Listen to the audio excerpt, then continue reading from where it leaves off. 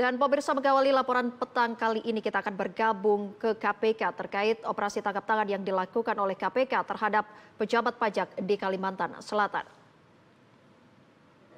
Surat ketetapan pajak lebih bayar. Jadi itu untuk dibayar restitusi itu harus ada surat SKPLB, surat ketetapan pajak lebih bayar. Dan surat keputusan pengembalian kelebihan pembayaran pajak, SKP KPP, dengan nilai restitusi yang disetujui yaitu 48,3 miliar. Jadi setelah terbitnya surat ini, maka dari pihak keinginan pihak PT BKB ini sudah terpenuhi gitu. Karena tanpa terbitnya surat ini, maka nggak akan cair si uang restitusinya itu. Bahwa setelah restitusi dicairkan pada tanggal 22 Januari 2026 ke rekening PT BKB, DJD menghubungi staf VNJ untuk meminta bagian dari uang apresiasi yang disepakati, di mana uang tersebut dicairkan oleh PT BKB dengan menggunakan invoice fiktif. Ya, karena begini, maksudnya invoice fiktif ini begini. Tentunya setiap pengeluaran di perusahaan, ya perusahaan manapun, ini termasuk di perusahaan BKB ini, itu harus melalui pencatatan, ya, pencatatan di pembukuannya tentunya. Tidak mungkin dia mengeluarkan uang 1,5 miliar dengan tulisan bahwa itu adalah untuk uang apresiasi.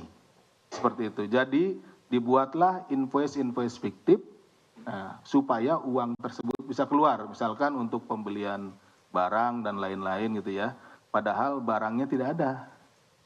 Tidak ada pembelian itu, tidak ada transaksi itu. Tapi uangnya kemudian ditarik dan dikumpulkan. Setelah jumlahnya 1,5 miliar, nah nanti itulah yang akan diberikan sebagai uang apresiasi.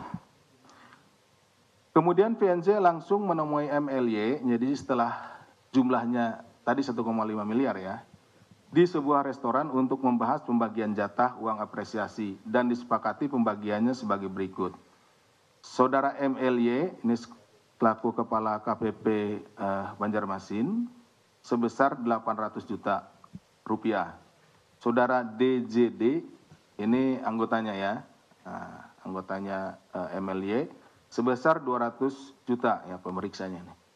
Kemudian saudara VNZ sebesar 500 juta rupiah ya.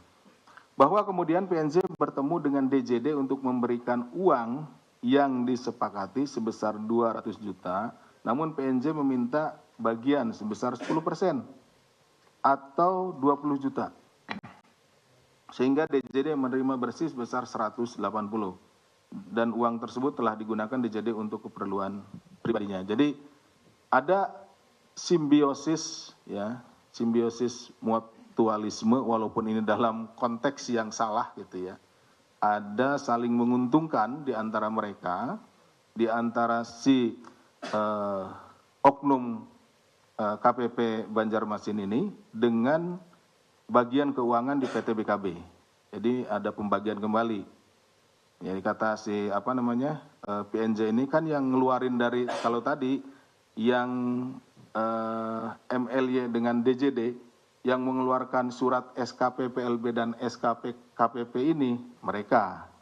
Tapi yang mengeluarkan uang 1,5 miliar dari kas perusahaan adalah PNJ gitu ya. Jadi mereka saling di sana ada perannya masing-masing gitu. Sehingga si PNJ ini minta juga bagian dari si DJD maupun dari MLY.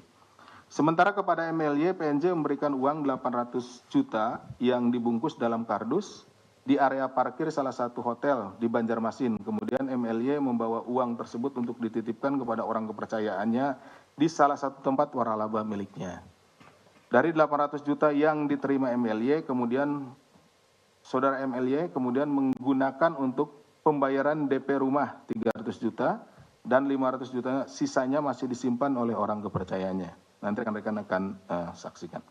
Sementara terhadap sisa 500 juta dari uang apresiasi tersebut disimpan oleh PNZ untuk dirinya sendiri.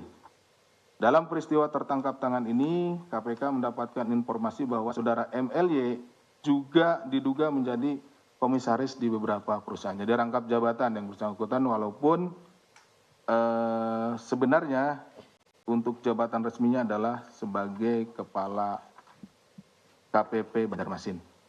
Dari peristiwa tertangkap tangan yang dilakukan pada tanggal 4 Februari 2025 di Banjarmasin tersebut, tim KPK mengamankan sejumlah 3 orang, yaitu MLY selaku Kepala Kantor Pelayanan Pajak KPP Madya Banjarmasin, saudara DJD selaku Fiskus yang menjadi anggota tim pemeriksa dari KPP Madya Banjarmasin, dan saudara VNZ selaku manajer keuangan PT BKB.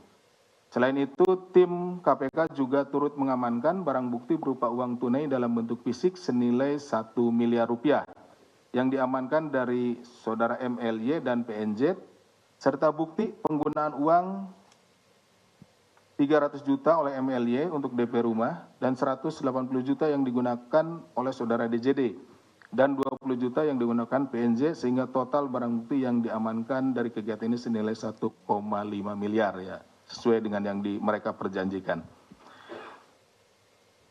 Berdasarkan kecukupan alat bukti dalam dugaan tindak pidana korupsi terkait pengajuan restitusi pajak di kantor pajak pelayanan pajak KPP Madya Banjarmasin, KPK menaikkan perkara ini ke tahap penyidikan dengan menetapkan 3 orang tersangka sebagai berikut. MLY selaku Kepala Kantor Pelayanan Pajak KPP Madya Banjarmasin, 1. Yang kedua, saudara DJD Fiskus yang menjadi anggota tim pemeriksa dari KPP Madya Banjarmasin, dan saudara PNZ. Jadi yang penerimanya MLY dan DJD ini dari KPP Madya, kemudian pemberinya adalah PNZ selaku manajer keuangan PT BKB. KPK selanjutnya melakukan penahanan terhadap para tersangka untuk 20 hari pertama sejak tanggal 5 sampai dengan 24 Februari 2025 yang penahanannya dilakukan di Rumah Tahanan Negara Cabang Gedung Merah Putih KPK. Atas perbuatan tersebut terhadap saudara MLY dan saudara DJD selaku penerima disangkakan telah melanggar pasal 12 A kecil dan pasal 12 B kecil Undang-Undang Nomor 3199 serta pasal 606 ayat 2 Undang-Undang Nomor 1 Tahun 2026. Sementara terhadap saudara VNZ selaku pemberi disangkakan